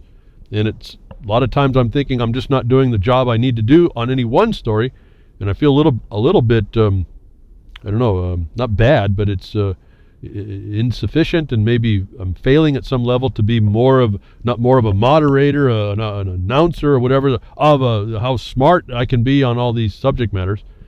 Like I said, it's not about the subject matter more than the crime that this is evidencing, that we haven't stopped in the past. Nobody has stopped this stuff in the past. That makes it even more work. But I think we're finding that it's all this stuff is arrestable. It's just going to take more work and more of us. Like I said, more of us. But in the meantime, to keep more of us from coming to do the proper thing, all the improper things are suggested, and more confetti, if you more flashy, shiny things are thrown up in our face and promoted to us. At the same time, within days or so, man fatally shot during a traffic stop in Minnesota. Governor reportedly evacuated. I found the addition of the governor reportedly being evacuated was an interesting addition onto this story, where this guy named Philando Castile, 32, was shot and killed during a traffic stop Wednesday evening at Falcon Heights, Minnesota, that could spark yet another round of social unrest throughout the nation. Boy, there's the promotion, right? The social unrest. Instead of saying what people actually should do in the face of this, they want to promote the social unrest, even on Zero Hedge. So, again, take it with a grain of salt. The video has questions on it, I suppose. There's lots that doesn't make sense, but there's a lot that does make sense. I am leaning toward the fact that I think it was real. There was some things done that if you would say, if it was crisis acting type of thing, that the body responds to a bullet in a certain way, that they either got this stuff down perfectly, or else we're looking at some guy who really got shot. Now, what's interesting about this story as well is a day later someone did more research on these two people, and this is where it starts to show up. How did she get the camera out to do? Why was she so calm and all this other stuff? All this really nonsense observations. You say, well, how can all this be? Well, you start to back up just a little bit, start looking at new information. What is stated and claimed to be confirmed is that this Castile guy was an armed robbery suspect, and that the stop wasn't actually over a broken taillight, which in the video you never actually hear the proof of that. It's just the woman saying so. There's another anomaly. The little girl that was in the car is not in the car. She's already outside. So when we start seeing the video, something else some time has been spent going on. There's lots of questions regarding this thing.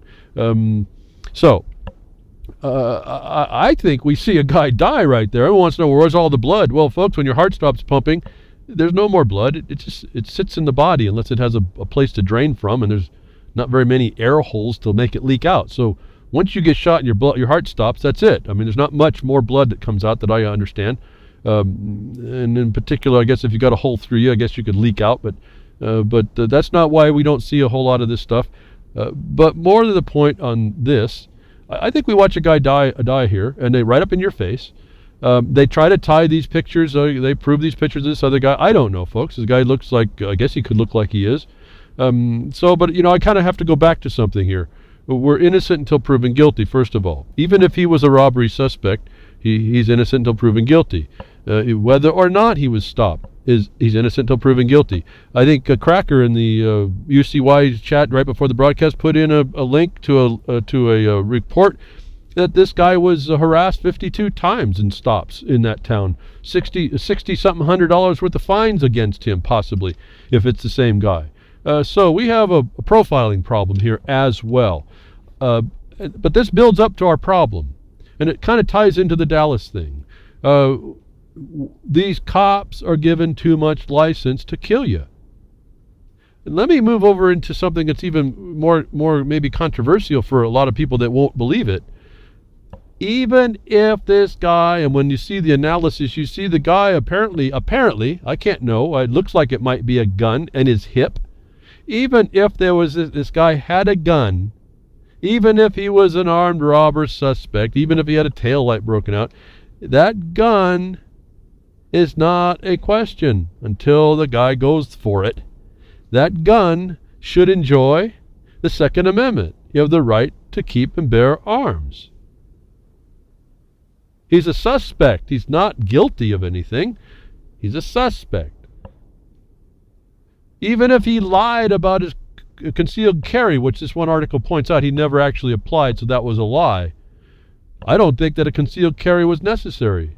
I don't know if you all know, but they treat you like a cop when it comes to this. That there was a court case a long while back, and I couldn't cite it to you, that a cop was charged with carrying a concealed weapon because he had it on his belt. The court came back and said, no, as part of his uniform, it's expected to be on his belt. So even though it was covered by his jacket, it's not concealed carry. And if you look at this guy, and you see on this article, they show the reverse. Apparently these cameras take a reverse. They have cameras on both sides, and they reverse the back back thing, and that's why it looked like she wasn't in the proper seat, because this was a reversed image. When you reverse it back and you slow it down, you can find there was something that looks like the pistol handle at his hip, and it was covered by his shirt. That is not a violation of the law. It's not actually concealed carry. Now, whatever they say in Minnesota about you can have a car, you got to have the bullets, you got to have one bullet up your butt, one bullet up the passenger's butt, you got to have the gun in the back, and you got the clip in the front and tied to the bumper. I mean, I don't know about all these rules, but it's not an executable offense to have an arm. And so I want to kind of focus on that. Even if this guy was a robbery suspect, and even if he was questionable, even if he didn't have a CCW, concealed weapon permit, it's not an executable offense. That whatever the tale becomes here to me is irrelevant. But even if the guy was a robbery suspect, and the officer may have had cause to fear, his right to bear arms is known to the cop. No different than the need to have information in a proper facility for it. It was upon, the knowledge of which was upon Hillary Clinton. The cop knows you have the right to bear and keep arms. He cannot feel fear for his safety because you have one. If that's the kitchen too hot for you, you have to get out, because that's what you took on when you became a cop. That the mere presence of a gun is not an executable offense. And this, I think, is going to be what people have to start pushing. This police, that they get to go home with this idea that they're under threat and they get to go home, negates the law. That you have a right otherwise. And I'm not going to even get into the fact that this guy's probably just whatever he was doing, if he did have a job at a local public school or whatever, he wasn't in commerce. He didn't need to actually have a driver's license. He wasn't actually subject to that light being broke. But that's a whole different thing. So the cop cannot walk to a car and be afraid that you may have a gun. It's your right to have the gun. It's the expectation you have a gun. I actually worried about that. I said, man, this government's going to say, well, because you have the right to bear arms, we think you have bear arms, we're just going to execute you. But see, that's not an executable offense. They have no right and license to claim they feared for their life when you have a right to have that gun.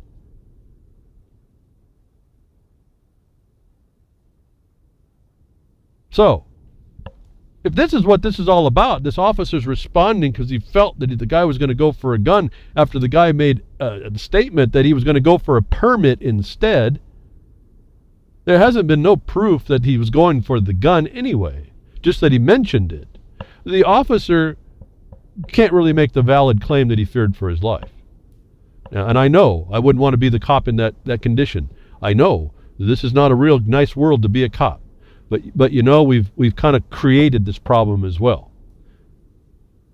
This didn't used to be as bad when I was younger, a lot younger. And so I'm seeing this as a self-inflicted wound by the cops themselves to give them license to execute things that we ignore now. We've given up the fact that there's a higher standard than they've been allowing to themselves. That I think is a much better cause of response than standing 10,000 people in the street and shutting down a highway.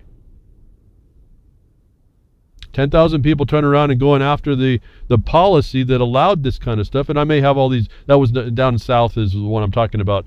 The event down there with, I don't know the guy's name. That looks like a hoax too. I don't know, but I don't know. We don't know, folks. So let me finish the comment and I'll go on to another thing. The fact that we have certain rights that are being ignored and the government has been taking license with the execution forces, beyond that is, I think, our problem. That I think focusing on that, taking away that excuse for them to execute you in the street just because they feared for their safety, is not valid. It's like the war on terror being the war of terror and a lawless excuse to invoke necessity. No one argues that, but that's what you have to start to do here. This is where we're coming. If you don't have these things in your mind and a word in your mouth about it and how to present them through, I think we're going to lose the day no matter how we approach this. So one thing I want to say about all y'all that have cameras in your phones, they're fantastic, beautiful quality. I've been pretty impressed when I see a few examples. Could y'all go down and learn how to take a picture, please? Take a video class, would you please? Take a video class. Understand what the object and the framing of the subject matter is and learn how to stay on it. Now I'm talking about, I think, the South, where that guy got killed on Anton or Alton, whatever his name is. How many videos, folks, have you seen these people with cameras, and right during the important thing, it goes off camera. The subject matter goes off camera for just enough time, and then you come back, all of a sudden it's like a new scene. For all y'all with cameras, go learn how to take video. And I want to give you a suggestion. I'm a professional. I've done this. Okay, I didn't get paid so much, but I did it quite a bit. Disconnect your arms and hands from loud noises and shocks and bumps that you have to anticipate will happen in those situations, so that you're not twitching so much that your camera comes off the subject matter. Why? Because your camera has to be pointed so we see the evidence of the actual reality, not one that could be fabricated while your camera slips off the subject matter for even 4 seconds, 3 seconds, or whatever, just like happened at the South Picture, the secondary camera with the South Pictures. That's a setup for my mind of the setup, folks. Can all you folks at least go take a class on shooting a camera? You shouldn't even have a phone until you take that class, actually, for all the nonsense video I watch. Learn how to hold your camera steady. Please. Focus on the stuff. Quit zooming in and out. Find the proper frame, and please do something that gives us, the people watching, a proper perspective, a proper recording of the evidence. As soon as you come off at the proper time, you come off the subject matter, I think it's a hoax, folks. I just can't help, but that just locks in my mind. Why'd you go off the subject matter? Learn how to take a camera, folks, a picture of it with a camera. Learn how to do that. Now, once we learn how we do that, we have everybody understanding that, then every time we see someone come off, we'll know that's a setup. This happens in the Dallas shooting as well. But this is a graphic image. You'll get a link to it. Boy, I guess my takeaway on this one, this is where the Dallas guy is going around shooting at cops.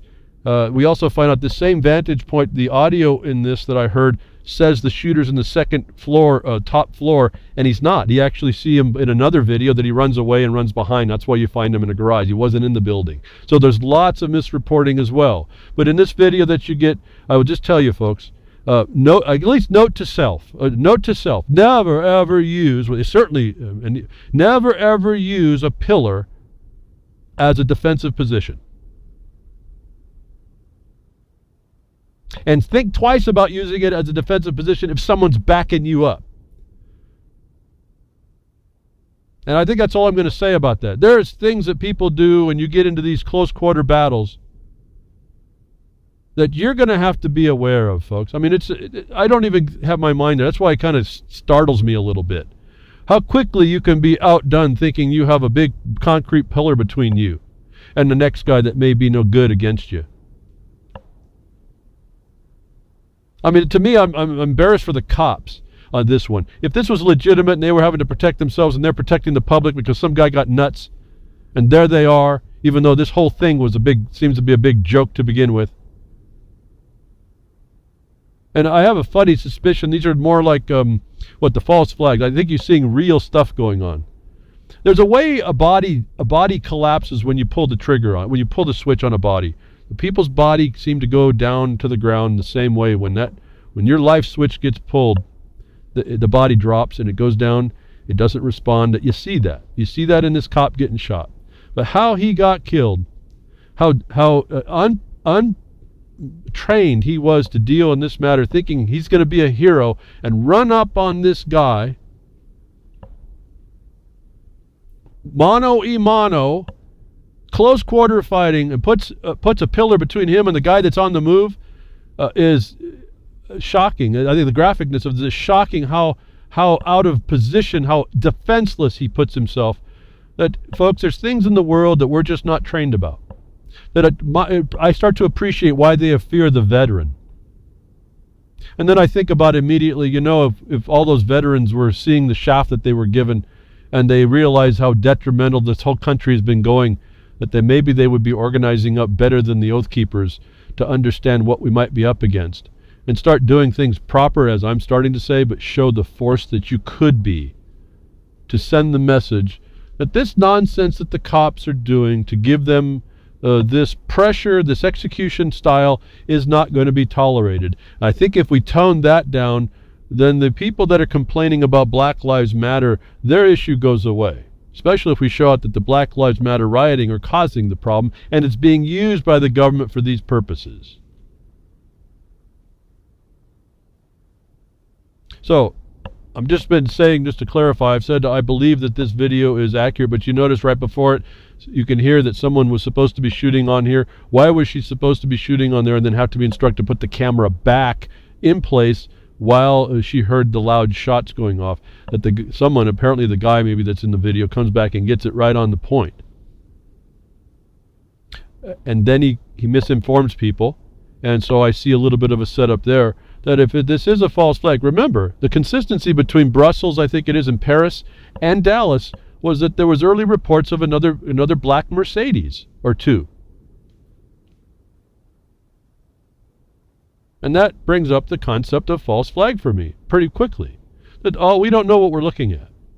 But they're going to use it to divide you, and I guess that's my main problem with this.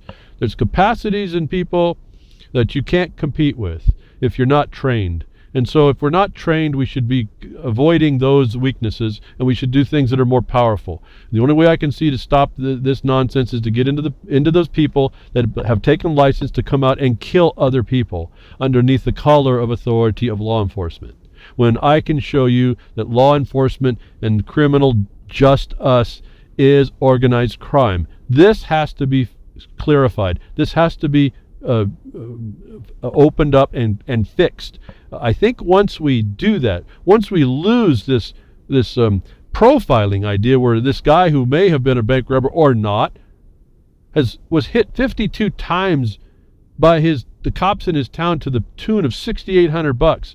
You stop doing that, I think the tensions go down. And here's some experience. We complain out in the West, there's no money for the sheriffs and everyone's, trying to vote down the more taxation of the property.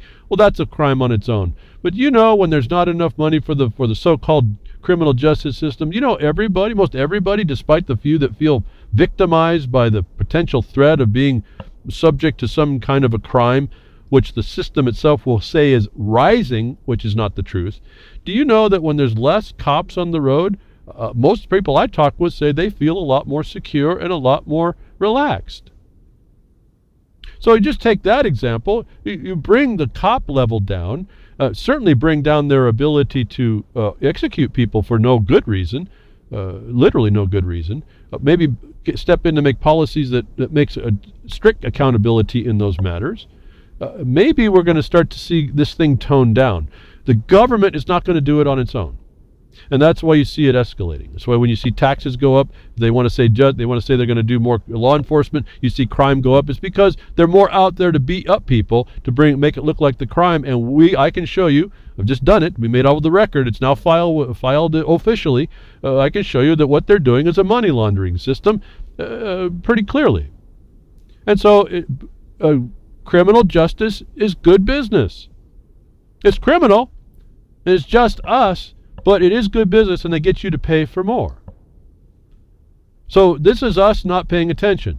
When I tell people how to look at some of this, the property law stuff and taxation and what it's supposed to go to, and I reframe what they're actually looking at over what they've been told they've been looking at, it's astonishing. Well, first they go really quiet because they realize it's a mind blower. I mean, your mind just kind of goes into shutdown for a bit while you're working hard to catch up. And once they get there, you can see the lights start to turn on.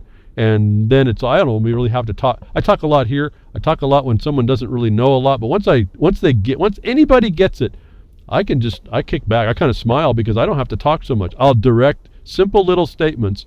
Okay, why don't you look at it that way? Or why don't we go check over there? Or have you considered this as that? And then we only deal in the little loose ends now. I don't have to talk so much, really. I talk a lot to nobody here on the broadcast because I have nobody to focus on in particular. I was able to do a little bit with Jane in the UCY early about the habeas in Canuckistan, which I have no experience in, but I was able to at least hand some information to focus some direction. Like I said, just give me the opportunity if you need it. I'll give you to the front end of your trail, the trailhead that you have to blaze, and I'll try to give you some pointers. Without that, I'm kind of lost in all this, so I just kind of go down what I see as the most important things. I don't want people to miss this Clinton thing. We need to keep focused on, I don't care what our expectation was that it would come out, that she would be exonerated. Well, I mean, to them, not to us. We need to expect the law is upheld, because if we don't, we are agreeing to lawlessness. Now, John Rappaport talks about this Clinton thing and the Dallas shooting, makes a tie together. 3 boggling facts in Hillary email, cover-up, Dallas shooting. I like his objectivity, if you will. I like his context. And so I'm going to direct you again to another set of facts that he pulls together that are just again, focusing on what the problem of this condition is. So I want you to hear it and see it, because then you start to look through the noise and the transparency to see what the actual crimes are. He points out 3 things that runs it down to 3. You can pick a lot of 3, any 3. There's lots. Again, it's a target-rich environment for the crimes that are being committed in all this on all parties. Remember, not only do they have their official capacity, they have their private capacity. They have their duties that are delegated, and they have the ones that they weren't supposed to take on. They have taken licenses that they are not delegated or paid for to do. All these become violations if you know about how to go after them. But John does a pretty good idea about going through the failure that thinking that gross negligence was even relevant to this whole thing. I think that's a really important one. For me, it was the fact of the failure to acknowledgement that it wasn't a proper facility required under the law, which her oath of office obliged her to. So when she didn't get permission of appropriateness of the facility, she's grossly negligent right there. And I think that's the proper way to analyze that. So John does a good job. I don't have, again, running out of, we still got quite a little bit of time here, but running down, I could explain all this, but you can read probably as quick. You can see what he says. I just wanted to call your attention to it. Another thing, a recurring theme that goes on, talking about like missing recordings, missing images, people who can't keep focused or keep the camera steady and on the subject matter. 2 days, 2 shootings, 2 sets of cops making recordings disappear. Again, when everybody really needs to have a camera. You need to be able to turn it on and focus on the subject matter. You just need to be the investigative reporter. You need to capture the story as best you can. You need to become immune to everything around you, well, except for your own safety, if that comes into it. But you have to expect you're going to be jostled. You got to expect loud noises, big bangs. You have to expect that you may have to dive for your safety. But you have to have that camera pointing always at the subject matter. And I've done this, this kind of stuff, so I know it's possible. It's maybe not. Again, the point is, if you focus on being steady and on focus, on point, and don't zoom in, do what you do to capture the moment.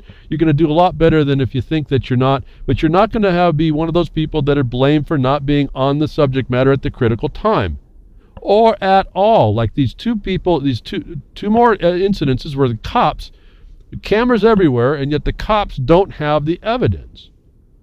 In particular, with this was Alton Sterling. As I got to now his story. Now, that's a whole other set of problems in that. But we don't know. This is to inspire and invoke a whole lot of division. People, I heard there was 4 Latinos, if I can say that, or Hispanics, or Mexican Americans. What do you call these? They're Americans, folks. They happen to be from maybe Spanish heredity, maybe Mexican Indian heredity. I don't know. But 4 of those people were killed. Those ethnics were killed. I mean, how do we discuss ourselves as separate? We're all part of the same type of people, supposed to be under the same law, not as equal rights, not subject to exactions of every kind. You think we want to be on the up and up, and we would expect it. And when it started to not happen, we wouldn't, though we expected the criminal would be a criminal, that we wouldn't tolerate that anymore because of it.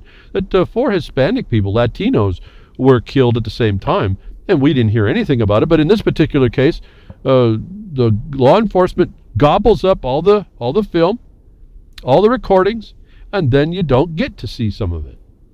The importance of why each one of you has to have a camera anymore in this war. You got to be a war correspondent, embed yourself, and you got to know how to do it. You got to really pay attention. You in a real condition, you may be the only witness. And don't forget that. You're not just First Amendment, right? You can claim to be a witness, and then anybody who interferes with you is tampering.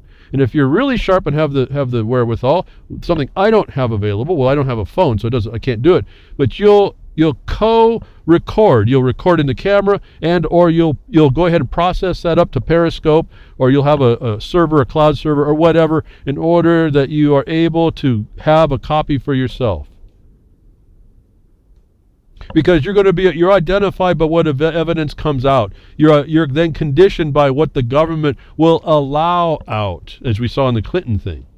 They came to a hypothesis, and they found only the facts that they needed in order to do it. Why, I asked, why didn't the Congress critters ask where the real official testimony under oath was that he based his decision and recommendation on? The real evidence we're looking for. So one thing where things that continue to happen all the time that are the earmarks of of the false flag, the hoax, just incompetence, even just incompetence, and then criminal activity. One thing in this Dallas thing that was never done before, and this gets me into what I've been talking about for the last few weeks. The use of a police robot to kill the Dallas shooting suspect believed to be first in U.S. history. I just read that for the first time again after I read it about 4 times. Shooting suspect, folks. That just crushed me right there as I was reading it to you. But I'm a professional, so you didn't hear that. Dallas shooting suspect. They used a robot to kill this guy. It was a bomb disposal robot. They put an explosive charge on it, and they went after the guy. First time in U.S. history. I've told you to pay attention to these first time ever things. These are watershed moments in your life. They are now agreeing they're going to use robots to kill people. Robots to enforce the law they need. Why? The reason was it was less deadly to do that than to threaten law enforcement. What is that? That's Lieber Code. Our troops become safe. We do everything and anything to protect our troops. They will use robots now to kill you as a suspect.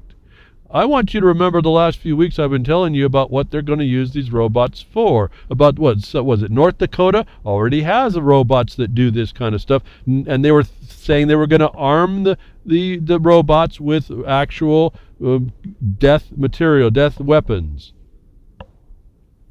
Folks, it's laying out for us. This technological science fiction world is here now. They're laying the precedent. If you don't want this, you have to speak up about what they've done here. They will now use and justify robots. In a way, I had a little bitty thought. Maybe that would be better, because at least they don't have a life. They show up on a traffic ticket. Their little car races up against your little car. Your robot car made a traffic infraction because they still need revenue. It's got to be programmed to have some anomaly that happens. So their little robot car comes up against your robot car, and then there's no threat because there's no life, and at least you don't get shot dead like everybody else in a car when the cop feared for his life. There's no life there to fear. Maybe this is a better way, huh? That was a quick little thought that happened to me when I saw this, but this is, to me, an ominous thing to be hearing. They're justifying the use of robots to kill suspects in order to save and to keep secure their troops. So they're going to take away your life. They're taking away your wherewithal. They're taking away your livelihood, these robots. We've been talking about this last few weeks. Uber and European robots are coming for your jobs. The minimum wage you thought was below your value line may start to look pretty good as Americans slowly learn their real value as a plug-and-play employee is approaching zero, is exactly what I told you months and months ago is going on. And we move this whole world into robots controlling and checking and now executing people by command at a distance. Which brought on another question now. We need to talk about AI and access to publicly funded data sets. This was speaking back to the Google and ABC group taking over the NHS UK data, medical data, and what they were going to do with all this, and that they were. And now we're having to now look at this thing. What are we looking with publicly funded data sets? The public-private partnership is another crime against us. We have to figure out ways to stop this. We have to separate corporation from good government. That's going to be a different thought, different set of people to do all that. The story is out now, though, that this information that's being used by Google, I've been telling you, they're going to be the worst offenders. NSA is going to be kittens compared to your digital profile that they'll do, folks. They suspect you, and now they'll just send a robot out to kill you if the algorithm and the black box that's made for this, it says so. And then Google, another story about this AI, why it becomes important with this medical imposition, this data set, millions and millions of records given to a commercial company. Now Google comes out with an app that takes on WebMD with intelligent symptom search. Folks, when you read the thing, will take your vocal request. This app will take your vocal request, run it through a filter, an algorithm for symptoms. And it'll come back with an answer. I was chilled at the point of your vocal request. Folks, do you know they can take your vocal? We read about this with Israel was saying they can tell whether you're lying, remember, in your voice. That this would be used when you make a request now for what you think how bad your cankles are, whether or not it's cankles at all, and whether or not you got too close to Clinton. This will now be able to read your voice and make a symptom. You don't think it's just going to WebMD. You think it might be going to your care provider? Do you think it's going to your boss? Do you think a whole lot of other services, public-private services, are going to get you this information? Maybe even a SWAT team, because they've just found a little terrorist sound in your voice. You think I'm nuts, folks. We already heard it from Israel, but it came out right after, day after. Machine learning algorithms sprouts depression and speech patterns. If you don't think that it's off the hook and this fairy tale world of science fiction is honest, here it is. Machines are going to be making determinations by experts saying so. And they will continue to do this as long as you remain silent, until you put up some resistance. That means it violates your peace and your dignity, I know, but that's the crime against us that we can no longer be silent against. They've pushed us this far. And all I can say is it's this far because we thought better of them. And what we're dealing with, the examples this week are, we're dealing with a criminal cabal using the color of official authority as their center of control and center of operations. And it's global. Again, to me, it's just confirmation of everything I've told you. And all this time, we're still addressing it the same way, locally, on point of our specific subject matters.